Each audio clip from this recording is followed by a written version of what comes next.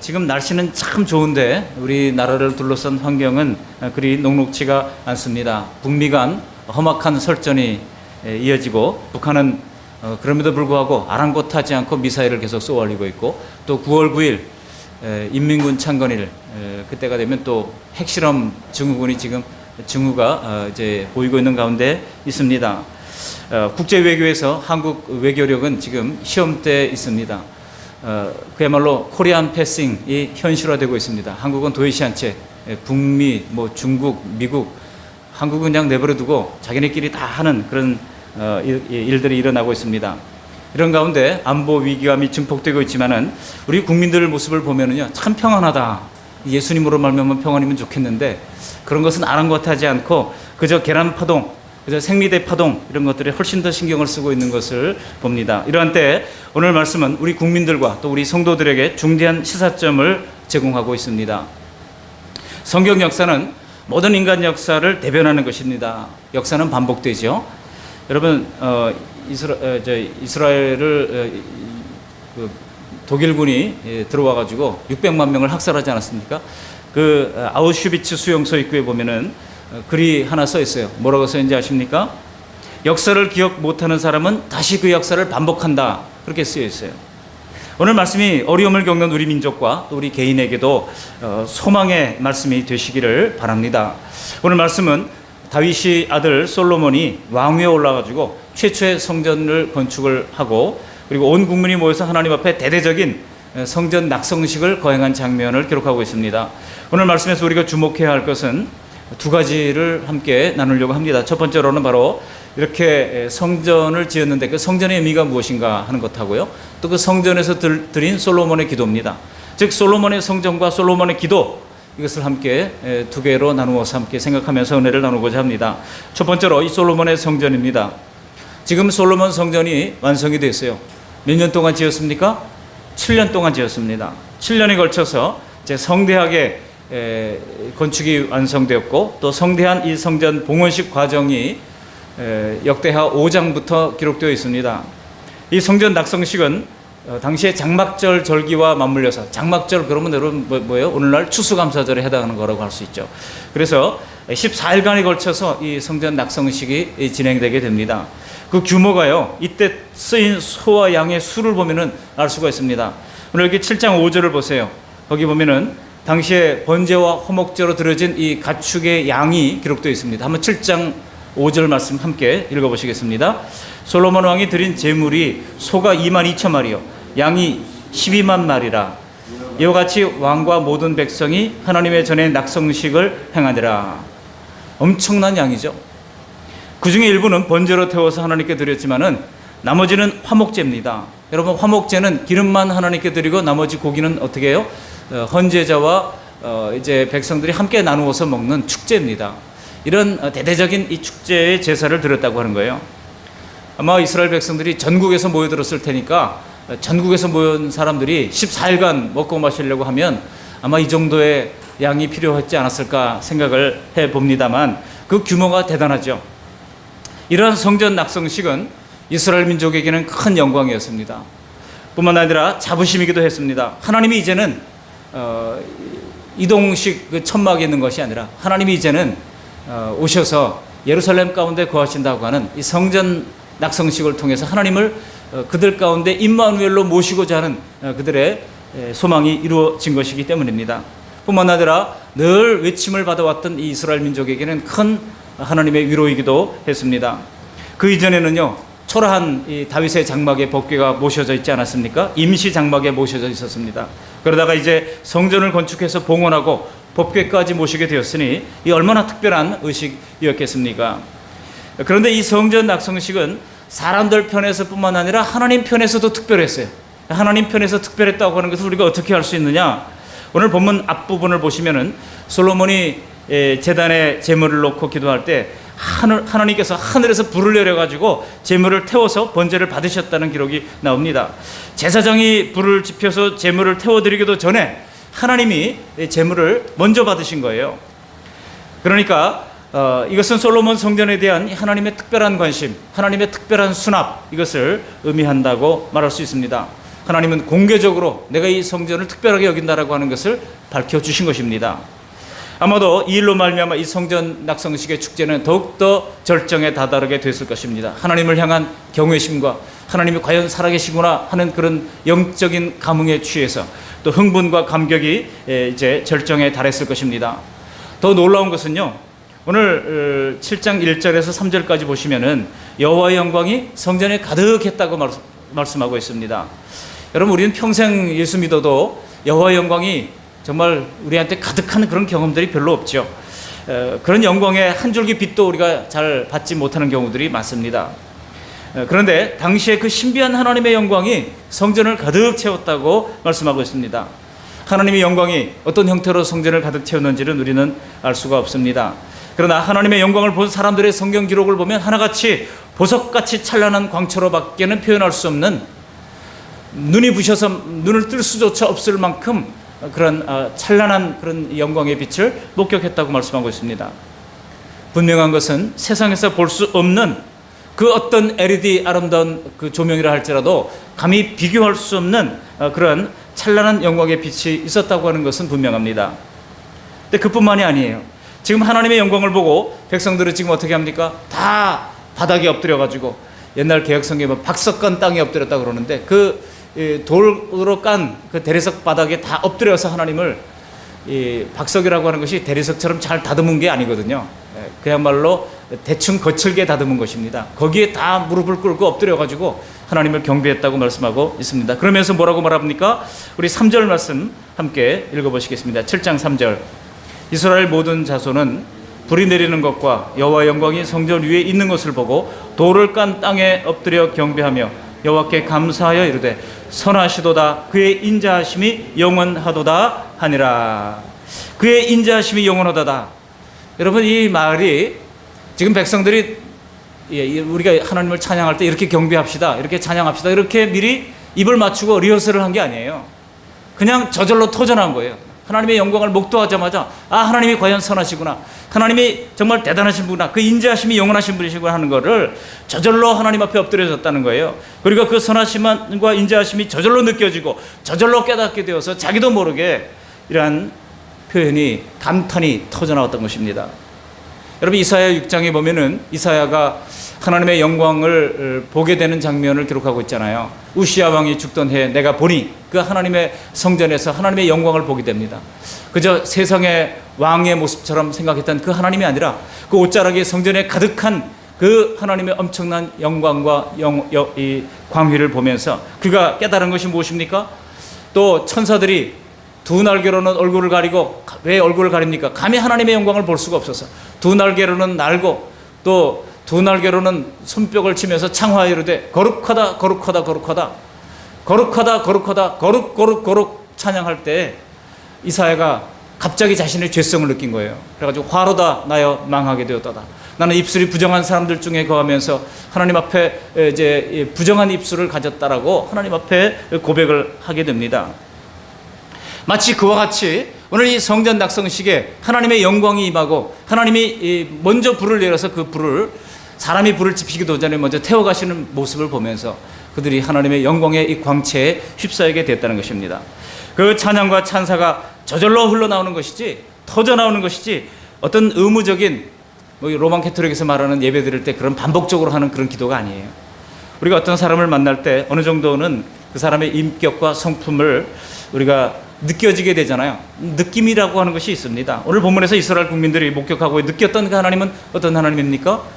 바로 선하시고 인자하신 하나님이라는 거예요. 그 선하심, 그 인자하심, 그 영광의 형상은 이제 신약 시대로 넘어와서는 하나님의 아들 예수님을 통하여 또 구체적으로 계시되게 됐습니다. 예수님의 인격에는 어떤 인간에게서도 볼 수 없는 선하심이 있었습니다. 또 죄인들과 병든 자를 가르치면서 돌보시던 그의 모습에서 어떤 인간에게도 볼 수 없는 그런 인자함이 있었습니다. 여러분, 그러므로 우리가 천국에서 어떤 하나님을 만날지 미리부터 걱정하지 마시기 바랍니다. 왜냐하면 분명 우리 하나님은 선하신 하나님이요 인자하신 하나님이시기 때문입니다. 그러나 오늘날도 하나님은 우리가 지각할 수 있는 확신을 통하여 우리에게 다가오십니다. 언제 다가오십니까? 우리가 성경 말씀을 읽을 때, 성경 말씀을 읽으면서 또 선포할 때 성령께서 마치 그런 하나님을 우리가 만난 것처럼 성경을 통해서 하나님을 받아들이게 하는 것입니다. 그래서 우리가 예배를 잘 드리고 나면 준비된 모습으로 아멘으로 받고자 하는 자세로 그렇게 느헤미야가 소위 워터게이트 앞에서 수문학 광장에서 하나님 앞에 예배 드릴 때 백성들이 아침부터 정오까지 감히 하나님의 말씀을 우리가 어떻게 앉아서 받을 수 있느냐 해서 서서 하나님의 말씀을 받았잖아요. 주일날 서 있는 것은 저밖에 없어요. 다들 이제 보통은 앉아 계시는데 그 느헤미야의 그 수문학 광장에서의 회개와 예배를 보면 대단합니다. 6시간을 서서 하나님 말씀을 받아도 그들이 끄떡도 하지 않았어요. 그리고 그 말씀을 너무나 꿀같이 단 하나님의 말씀을 아멘으로 받았다고 하는 것입니다. 우리가 삶에서 예배를 잘 드리면 하나님을 만난 것과 같은 기쁨이 있습니다. 확신이 있는 것입니다. 우리의 신앙은 결코 추상적이고 모호한 그런 것을 믿는 것이 아닙니다. 하나님은 살아계십니다. 정말 성령으로 거듭난다고 하면 정말 성령으로 거듭나는 게 중요해요. 그냥 교회에 오래 다녔다는 것으로는 충분치 않습니다. 정말 성령으로 거듭나면 하나님이 아무것도 해주지 않아도 하나님이 계시다고 하는 그 확신만으로도 이루 말할 수 없는 기쁨을 누리게 되고 이 험난한 세상 일어나서 용기를 가지고 달려나갈 수 있는 힘을 받게 되는 것입니다. 안 그렇습니까? 비록 사는 게 힘들고 낙담할 상황이 우리 주변에 있지만은 우리의 믿음이 때로는 흔들거리지만은 그러나 여러분 우리가 하나님을 이렇게 확신하는 한 그 믿음이 송두리째 뽑히는 일은 없습니다. 왜냐하면 하나님은 그 안전함, 하나님으로 말미암은 그 확신, 하나님으로 말미암은 그 이제 능력 이런 것들이 이 세상을 이길 그런 확신을 우리에게 가져다 주기 때문입니다. 우리의 믿음은 아무런 증거가 없는 것 같지만 눈으로 보는 것 그보다도 더욱더 확실한 것이 바로 우리의 믿음이라고 하는 것입니다.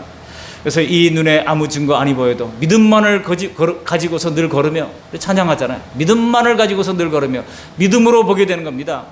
믿음으로 눈에 보아서 믿는 게 아니에요. 믿으면 보게 됩니다. 또 믿으면 알게 돼요. 알아서 믿는 게 아닙니다. 믿으면 알게 되고 믿으면 보게 되는 것이 성경의 순서입니다. 물론 구약 이스라엘 사람들이 항시 오늘 같은 이런 하나님의 영광을 목격했던 것은 아니에요. 본문에서 하나님은 예외적으로 백성들에게 그런 하나님의 영광을 보여주신 것입니다. 그래서 날마다 하나님의 이런 영광을 기대한다 그러면 아마 우리 신앙생활에 낙심할지도 몰라요. 때때로 하나님 아주 결정적 순간에는 이 하나님의 영광을 보여주시지만 특별한 방법 이외에는 하나님이 보통은 일반적인 방법, 즉 일반적인 성경의 계시를 통하여 우리를 인도하시는 것입니다. 이렇게 하나님 앞에 특별한 그 영광으로 나타나시면서 성전에 대한 하나님의 특별한 의도가 있으시다고 하는 것을 하나님께서 보여주신 거예요. 그렇다면은 우리 하나님께서 이 성전을 오늘날 성전 시대도 아닌데 솔로몬 시대는 이 성전을 특별하게 여기신 이유가 뭐겠습니까? 구약 성경과 신약 성경을 관통하는 중요한 사건들 또 사물들이 있는데 그중에 대표적인 것이 있다면 바로 이 성전이라고 할 수가 있습니다. 하나님은 신명기에서 이미 모세를 통하여 가나안 땅에 들어가서 세울 성전이 무엇을 하는 곳인지를 밝히 말씀해 주신 바가 있습니다. 신명기 12장 13절 13절 보시면 이렇게 말하고 있어요. 제가 읽어드리겠습니다. 신명기 12장 13, 14절 너는 삼가서 내게 보이는 아무 곳에서나 번제를 드리지 말고 오직 너의 한 지파 중에 여호와께서 택하실 그곳이라고 말씀하고 있어요. 택하실 그곳에서 번제를 드리고 또 내가 내게 명하는 모든 것을 거기서 행할지니라. 어디서? 거기서. 하나님의 택하실 그곳 거기서 행할지니라고 말씀하고 있습니다. 그리고 신명기 12장 7절에 보시면 너희의 번제와 너희의 제물을 너희는 그리로 가져다가 드리고 그리로 하나님이 제정하실 그 성전을 세울 그곳 그리로 가져다가 드리고 거기라고 말씀하셔요. 거기 곧 너희의 하나님 여호와 앞에서 먹고 너희의 하나님 여호와께서 너희의 손으로 수고한 일에 복주심으로 말미암아 너희와 너희 가족이 즐거워할지니라. 한마디로 하나님과 그의 백성들이 만나는 곳 그것이 바로 성전입니다. 하나님과 백성들이 만날 그곳을 하나님께서 이 성전으로 인정해 주셨다고 하는 사실입니다. 하나님은 이스라엘 지파 중에서 한 지파 즉 유다 지파가 분배받은 땅 중에 한 곳 그것을 택하셔서 거기서 이스라엘을 만나 주시겠다고 이미 약속하고 있는 것입니다. 거기서 속죄 예물을 받으시고 감사 예물을 받으실 것이라고 말씀하고 있습니다. 그리고 거기서 그들이 하나님이 주신 복으로 말미암아 서로 기뻐하며 즐거워하는 곳이 될 것이라고 말씀한 바가 있습니다. 여러분 이것이 무슨 의미겠습니까?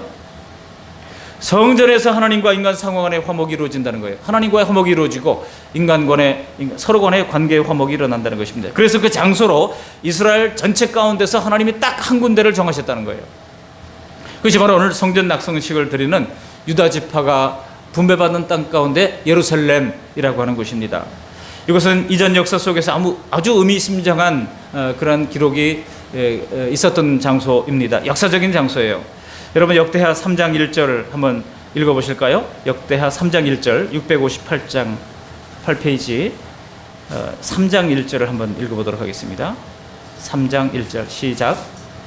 솔로몬이 예루살렘 모리아 산에 여호와의 전 건축하기를 시작하니 거기까지. 자, 여기가 뭐라고 말씀하고 있습니까? 그 장소가 모리아 산이라고 말씀하고 있어요. 모리아 산. 여러분 모리아 산 하려면 언뜻 떠오르는 거 있지 않습니까? 모리아 산, 여기서 어떤 일이 있었던 것인지를 우리가 다들 아실 것입니다. 창세기 22장에 보시면 하나님은 아브라함에게 아들 이삭을 제물로 바치라고 요구하시죠. 그래서 아브라함이 이삭을 데리고 3일길 떨어진 모리아 산까지 갑니다. 아무런 말도 없이 갑니다. 그러니까 이제 이삭이 묻잖아요. 아버지, 이 번제로 드릴 이 장작도 있고 이제 뭐 있는데 칼도 있고 있는데 제물은 어디 있습니까? 라고 물어요. 아브라함이 얼마나 참 그 가슴이 먹먹했겠습니까? 근데 아무런 말도 하지 않고 아브라함이 하는 얘기가 하나님이 친히 준비하시리라 그랬어요. 하나님이 친히 준비하시리라. 믿음으로 했는 말인지 아니면 그냥 둘러대기 위해서 한 말인지 몰라요. 근데 하나님이 준비하시리라. 여러분 그게 바로 뭐예요? 여호와 이레, 여호와 이레. 정말 하나님은 그의 말 그대로 여호와 이레 하나님께서 그에게 순양을 수풀에 걸리게 하심으로 말미암아 그 순양으로 하나님께 제물을 드리게 됐다는 것입니다. 그 모리아산, 여러분 그 모리아산이 바로 예루살렘 성전이 지어진 곳이라고 하는 사실입니다. 여러분 기막힌 일치 아닙니까? 하나님이 처음 이삭을 제물로 바치라고 하는 말씀을 듣고 이삭을 데리고 갔던 그 장소, 창세기에서부터 하나님이 지정해 놓으신, 준비해 놓으신 곳이 바로 예루살렘 성전이 있던 장소예요. 이삭을 제물로 바치려는 순간에 하나님께서 그처럼 순양을 예비하셔서 그 땅이 바로 이제 여호와 이레라고 하는 것이 된 것입니다. 여러분 하나님이 준비하셨다, 여호와께서 준비하셨다, 이게 여호와 이레인데요. 도대체 하나님이 뭘 준비하셨다는 걸까요? 뭐를 준비하셨습니까? 제물을 준비하셨어요. 그죠? 제물을 준비하셨습니다. 그런데 여기서 후일 예수님께서 십자가에 못 박히신 장소가 바로 예루살렘 언덕입니다. 예루살렘 언덕.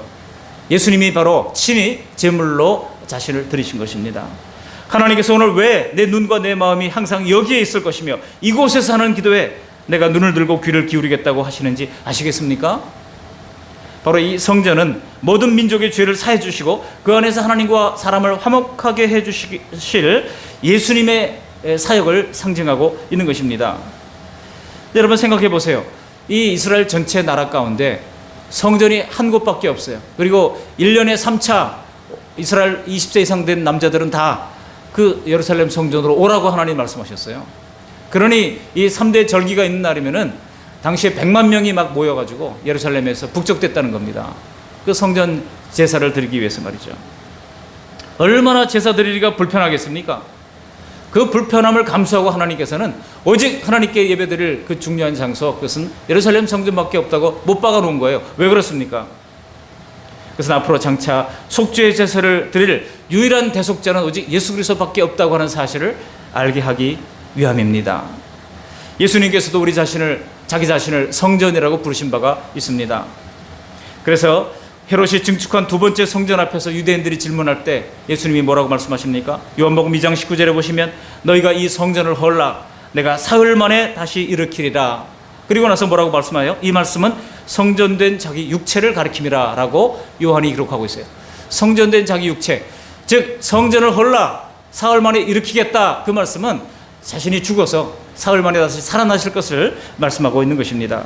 예수님의 죽으심과 부활로 이제 진짜 성전이 세워졌으니 이제는 더 이상 제물을 올려드릴, 동물 제사를 드릴 예루살렘 성전은 필요치가 않다는 겁니다. 필요치가 않아요. 그런데도 아직 유대교 사람들은 예루살렘 성전을 지금 건축하기 위해서 호시탐탐 노리고 있잖아요. 하나님께서 아직 원천적으로 막아놓았어요. 어떻게 막아놨습니까? 주님께서 정말 그 성전이 필요치 않다라고 예언했던 것처럼 그 성전은 지금 어떻게 되어 있습니까? 이슬람 모스크가 세워져 있어서, 그래서 유대인들이 그렇게 간절히 열망하고 있지만 다시 성전을 세울 수가 없게 됐다는 겁니다. 아니 성전을 꼭 거기에서 세워야 됩니까? 다른 곳에 세워도 되지. 안 믿는 사람들, 잘 모르는 사람들은 그렇게 생각할 수가 있어요. 그렇지만 하나님이 지정하신 장소는 딱 한 곳밖에 없기 때문에 유대교에서는요 바로 그 장소에 성전을 세워야 하는 겁니다. 그래서 예루살렘 성전을 재건하려고 지금 호시탐탐 기회를 노리고 있는 거예요. 그렇지만 여러분, 하나님이 아예 세울 수 없도록 거기를 원천적으로 딱 막아놨다는 겁니다. 여러분, 신기하지 않습니까? 그러니까 이것은 유대인들이 솔로몬 성전을 다시 세우고 거기서 다시 동물의 제사를 드릴까 봐 하나님께서 아예 원천 봉쇄를 해버리신 것입니다. 오늘날 우리가 구원받는 길은 누굽니까? 오직 예수님밖에 없습니다. 오늘날 우리가 죄 용서를 받을 곳은 어디에 있습니까? 오직 예수님이라고 하는 성전밖에 없다고 하는 것입니다. 과연 우리는 성전이신 예수님 안에서 제물로 바쳐진 예수님을 통해 예수님과 화목하고 또 하나님과 화목하고 또 가족과 이웃과 화목하게 되셨습니까? 한 걸음 더 나아가서 고린도전서 6장 19절의 말씀대로 성령님을 모신 우리 스스로가 성전이 되어서 이제는 하나님을 따르는 하나님의 자녀들 역시 성전이 되어서 하나님의 눈과 마음이 항상 우리에게 있으심을 믿으시기를 바랍니다. 이 성전의 의미는 장차 오실 예수님을 이제 보여주는 이제 증표라고 할 수가 있습니다.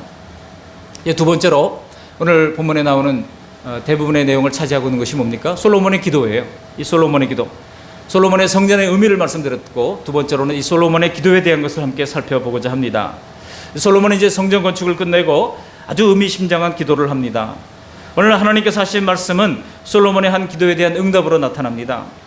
본문 앞 6장을 보시면은요, 낙성식에서 솔로몬이 하나님 앞에서 대표 기도를 하는 장면이 나와요. 이 역대하 6장에 나오는 이 솔로몬의 대표 기도를 쭉 읽어보시면 참 낙성식을 하는 그 기쁘고 즐거운 자리에서 한 기도로는 좀 어울리지 않는 내용이 등장하는 것을 우리가 알 수가 있습니다. 뭔가 불길한 그런 예감이 드는 기도를 솔로몬이 하고 있어요. 또 8장 33절로 넘어가서 보면은 그가 이런 기도를 합니다.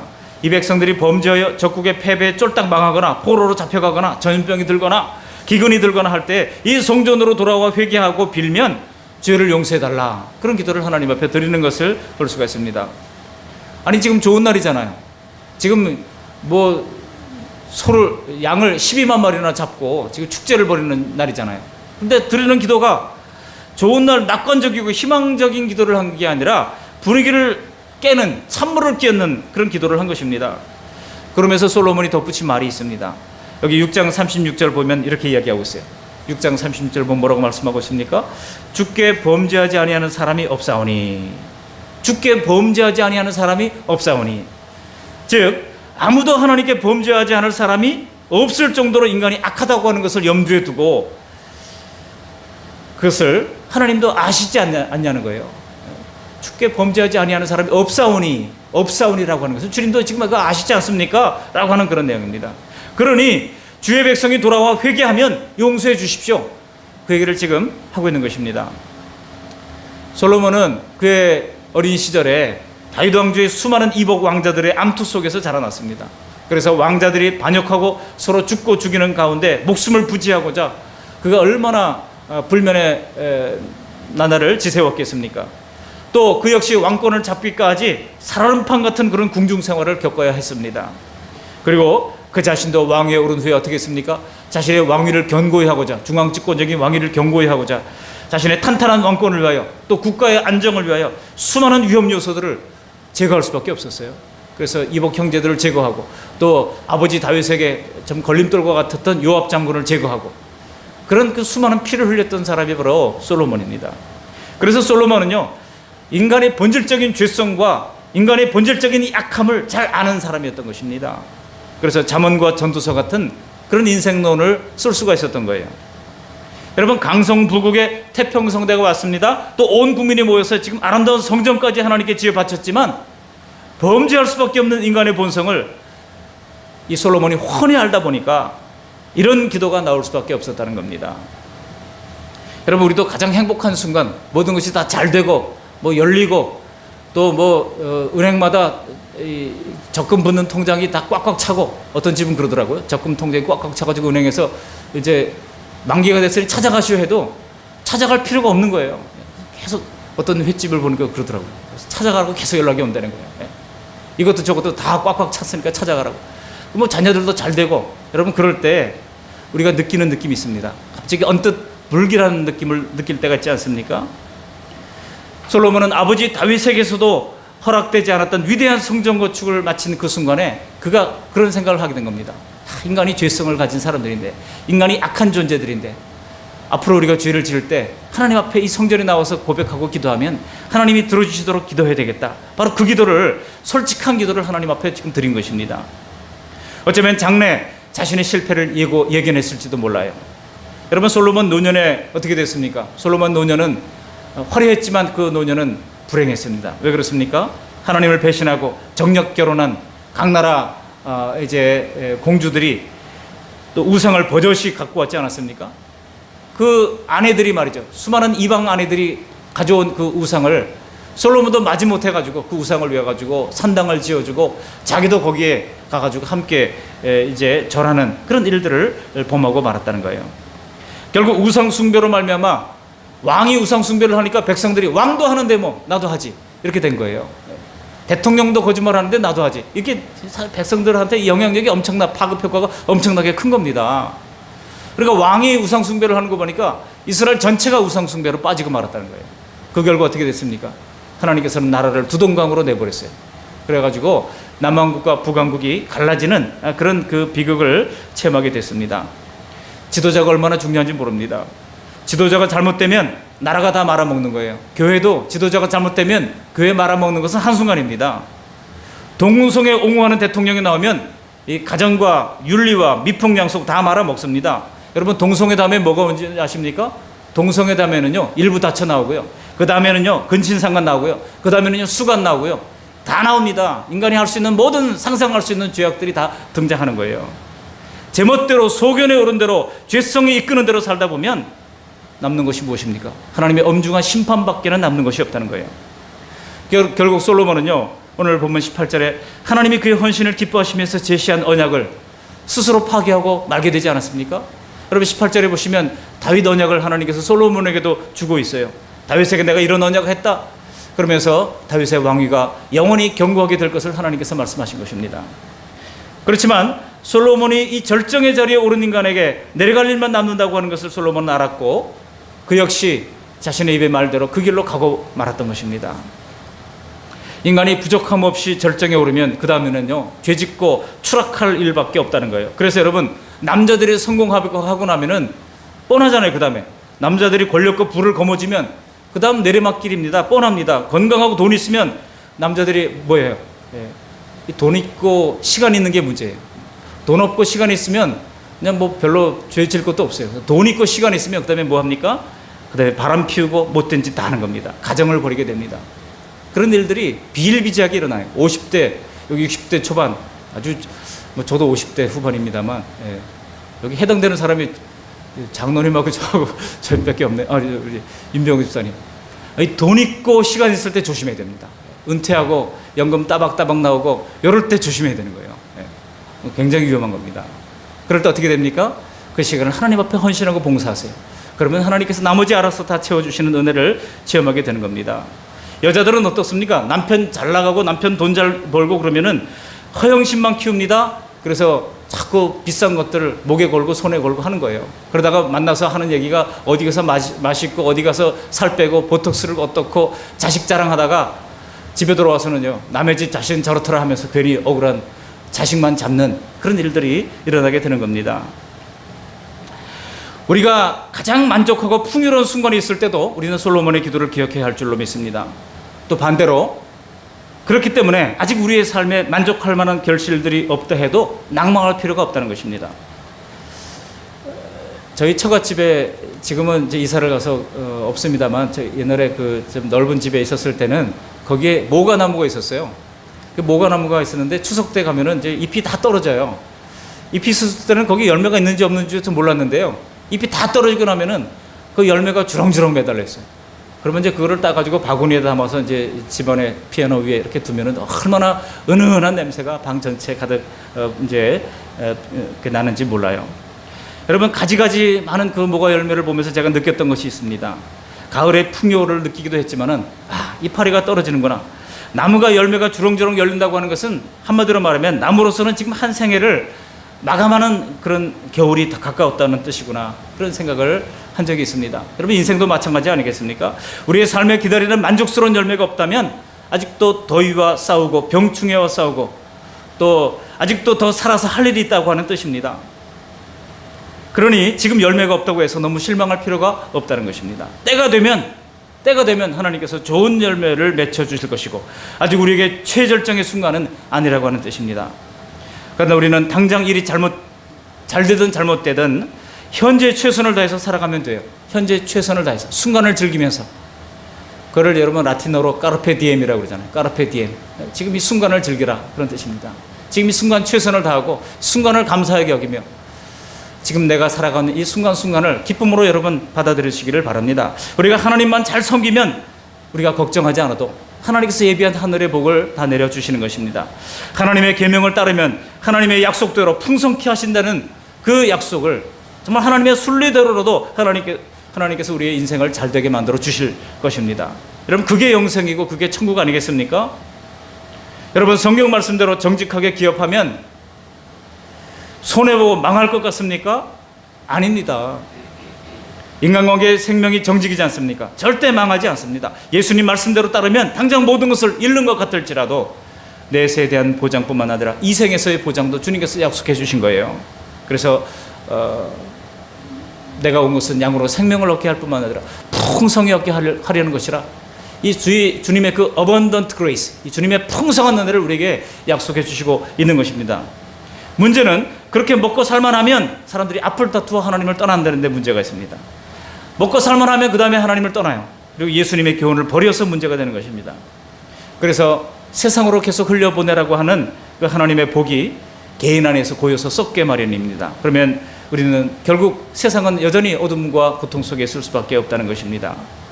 그래서 오늘 13절 말씀처럼 하나님의 자녀들에게 다시 시련이 왔다고 하는 것이에요. 그래서 뭐라고 말씀하고 있습니까? 우리 13절 말씀 함께 읽어보시겠습니다. 7장 13절. 혹 내가 하늘을 닫고 비를 내리지 아니하거나, 혹 메뚜기들에게 토산을 먹게 하거나, 혹 전염병이 내 백성 가운데 유행하게 할 때에. 여러분, 삶이 황폐해지고 빈곤이 찾아와서 쪼들리고 질병으로 고통당하는 때가 다시 오고 만나는 것입니다. 그 이유가 14절에 나옵니다. 14절 말씀을 함께 읽어보십니다. 14절. 내 이름으로 일컫는 내 백성이 그들의 악한 길에서 떠나 스스로 낮추고 기도하여 내 얼굴을 찾으면 내가 하늘에서 듣고 그들의 죄를 사하고 그들의 땅을 고칠지라. 하늘에서 듣고 그들의 죄를 사하고 그들의 땅을 고칠지라. 여러분, 대한민국의 땅은 우리 믿는 사람들의 달려 있습니다. 우리가 하나님 앞에 내가 지은 죄가 아닌데 뭐라고 할 필요가 없어요. 하나님, 이 민족의 죄를 용서해 주십시오. 긍휼을 허락해 달라고, 진노 중에도 긍휼을 허락해 달라고 우리가 기도해야 될 줄로 압니다. 그럴 때 하나님께서 이 땅을 고쳐주시고, 이렇게 사방 4강 이 4대 강국 속의 틈바구니 속에서 코리안 패싱으로 존재감이 이루어지고 있는 이 대한민국을 하나님께서 높여주시고 하나님께서 회복시켜 주실 것입니다. 근데 여러분, 이 말씀대로 생각해 보면 내 백성들이 악한 길로 몰려갔고 스스로 낮추지 않았고 또 교만했다는 뜻입니다. 하나님을 찾지 않았기 때문이라고 말씀하고 있는 거예요. 여러분, 아무리 하나님의 이름을 두신 성전이 우리 가운데 있다고 할지라도, 아무리 복을 받은 하나님의 자녀라고 할지라도 계명을 어겨서 악한 길로 가고 겸손하게 하나님을 찾지 않으면 하나님이 어떻게 하신다고요? 재앙을 내리신다는 거예요, 결국. 그렇다면 하나님이 지키라는 법도가 뭐겠습니까? 하나님의 지키라는 법도 계명이 뭐겠습니까? 그것은 바로 인간 사이에서 정의와 인애이고 또 하나님께 대한 경외심으로 겸손하게 섬기는 것입니다. 그러니까 이게 없는 예배라고 그러면 차라리 성전까지라도 뽑아서 던져버리시겠다고 하는 것이 하나님의 엄중한 경고입니다. 믿지 않는 사람들의 이 죄악된 모습보다 우리 하나님은 믿는 사람들의 죄악된 모습을 훨씬 더 못 견뎌 하십니다. 더 가증히 여기십니다. 그러나 죄악으로 인해서 삶이 괴로울 때 하나님, 제가 죽일 놈입니다. 제가 잘못했습니다. 잘못을 뉘우치고 하나님을 찾으면 하나님은 죄를 사해 주실 뿐만 아니라 땅을 고쳐주신다고 약속하고 있는 것입니다. 그러므로 여러분, 우리 삶에 갖가지 고통이 찾아온다고 그러면 이 말씀을 기억해야 할 것입니다. 물론 우리가 인생에서 만나는 여러 가지 고난의 이유를 속단할 수만은 없습니다. 때로 성도들의 신앙의 성숙을 위해서 하나님께서는 우리에게 고난을 주시기도 하십니다. 때로는 죄악된 길에서 돌이키기 위하여 고난을 주시기도 하십니다. 때로는 누군가의 구원을 위하여 대속적 고난을 우리에게 주실 때도 있습니다. 가족을 구원하기 위하여 우리가 애쓰다가 가족들로부터 고난을 당할 때도 있어요. 그러나 성도들에게 하나님이 모르시는 고난은 없는 줄 믿습니다. 하나님은 그 모든 고난의 이유와 내용을 다 아십니다. 성전 되신 예수님 안에서 우리에게 약속된 것은 그 이유가 무엇이든 하나님께로 얼굴을 향하고 돌아와 간구하면 땅을 고쳐주신다는 거예요. 어떤 뉴스를 보니까 뭐 영양고추? 뭐 이렇게 농사가 안 돼가지고 내 생에 40년 농사를 지어도 이런 적이 없었다고 하는 농민의 절규를 봤습니다. 하나님 땅을 고쳐주십시오. 제가 그냥 그 보는 순간에 그냥 무릎을 꿇고 잠깐 기도했어요. 하나님, 우리가 하나님 앞에 바르지 못했던 것이 무엇입니까? 하나님 앞에 고백할 수밖에 없었습니다. 여러분, 우리 그리스도인들이 지금 이 사회에 빛이 되고 있습니까? 소망이 되고 있습니까? 우리가 하나님 앞에 잘못했던 거, 바르게 하지 못했던 거, 우리가 하나님 앞에 회개할 때 하나님께서 땅을 고쳐주시는 은혜, 하나님께서 다시 대한민국을 세계 열방 가운데 빛으로 소금으로 삼아주시는 그런 은혜를 누리게 될 것입니다. 지금 국제적으로 한국이 어떤 어려움이 있는지 상관없이 사람들은 사실 당장 먹고 사는 문제, 또 현실적인 문제로 발을 동동 구르면서 살아가고 있어요. 한국인들이 관심사가 뭐냐? 어떤 통계를 보니까요, 한국인들의 80%가 일자리 걱정하고 있다는 통계가 있더라고요. 제 1위가 일자리예요. 뭐 북한 핵이 어떻든지 미사일이 어떻든지, 또 중국의 사드 보복으로 지금 현대 자동차 중국의 공장이 4개가 있는데 3개가 문을 닫았대요. 부품 조달이 안 돼가지고. 여러분, 다 상관없어요. 사람들 눈앞에 있는 지금 내 앞에 이제 문제가 더 시급할 뿐입니다. 그러나 오늘 하나님께서 주시는 말씀이 우리가 다시 돌이킬 수 있는 희망의 불씨가 될 수 있기를 바랍니다. 우리가 돌이킨다면 하나님께서 우리만 해결해 주시는 게 아니에요. 이 땅도 하나님께서 회복해 주신다고 약속하고 있는 것입니다. 우리 14절 말씀 다시 한번 읽어보시겠습니다. 14절, 내 이름으로 일컫는 내 백성이 그들의 악한 길에서 떠나 스스로 낮추고 기도하여 내 얼굴을 찾으면 내가 하늘에서 듣고 그들의 죄를 사하고 그들의 땅을 고칠지라. 그렇습니다. 국가도 가정도 내 앞에 막막한 문제도 악한 길을 회개하고 겸손하게 하나님의 도우심을 구하면서 예수님의 이름으로 기도할 때 고쳐주시고 회복시켜 주실 것을 믿습니다. 그리고 하나님께서 명령한 계명, 즉 하나님을 사랑하고 내 이웃을 내 몸같이 사랑하라고 하는 원칙을 우리가 다시 지켜야 할 것입니다. 사람은 오늘 솔로몬처럼 누구나 실수할 수 있습니다. 누구나 실패할 수 있습니다. 누구나 죄성을 가지고 있기에 넘어질 수 있습니다. 우리가 그것을 인정한다면 우리는 또 지나친 정죄자가 되지는 말아야 할 것입니다. 성숙한 그리스도의 제자의 특징 중 하나는 하나님께 대한 이 강한 의존성이라고 할 수 있어요. 여러분, 의존성이 나약할 것 같지만 하나님을 의지할 때는 달라요. 하나님을 의지할 때는 하나님의 강한 능력이 약한 나를 통하여서 나타나기에 참된 성도는 비록 좀 시시해 보인다 할지라도 가장 강한 사람일 수 있습니다.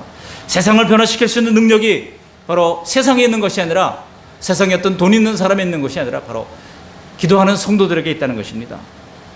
이럴 때 더욱 우리 자신을 낮추고 하나님을 의지하고 우리 나라를 위하여, 우리 가정을 위하여 기도하는 모두가 되어서 가정을 살리고 교회를 살리고 나라와 민족을 살리는 기도의 주인공들이 다 되시기를 주님의 이름으로 축원합니다. 아멘. 고마우신 하나님, 오늘 귀한 말씀을 우리에게 들려주셔서 감사를 드립니다. 오늘 솔로몬 성전의 의미가 무엇인지를 가르쳐 주신 것을 감사를 드립니다.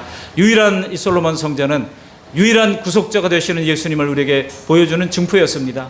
하나님, 우리가 구원받을 길은, 우리가 속죄 사죄 은혜를 받을 길은 오직 예수님의 그늘 아래밖에 없다는 사실을 알게 하시고, 날마다 예수님을 높이며 경배하며 예수님 아래 엎드릴 수 있도록 주여 도와주시고, 예수님을 주인공으로 모시며 예수님만이 주의 초점이, 이제 우리의 주의 초점을 예수님께로 두는 복된 예배가 될 수 있도록 은혜를 베풀어 주시옵시고, 하나님, 그 속에서 하나님 앞에 기도할 때 하나님 아버지, 우리의 모든 허물과 죄를 고백하고 사죄의 은총을 받으며 하나님의 주님 앞에 주님께서 기뻐하시는 일들을 행하기로 결심할 때에 하나님께서 들으시고 땅을 고치시는 은혜를 체험할 수 있도록 하나님 은혜를 베풀어 주시옵시고, 죄 용서의 은혜를 체험할 수 있도록 은총 베풀어 주시옵소서. 감사하고 우리를 구원하신 예수님의 이름으로 기도드리옵나이다. 아멘.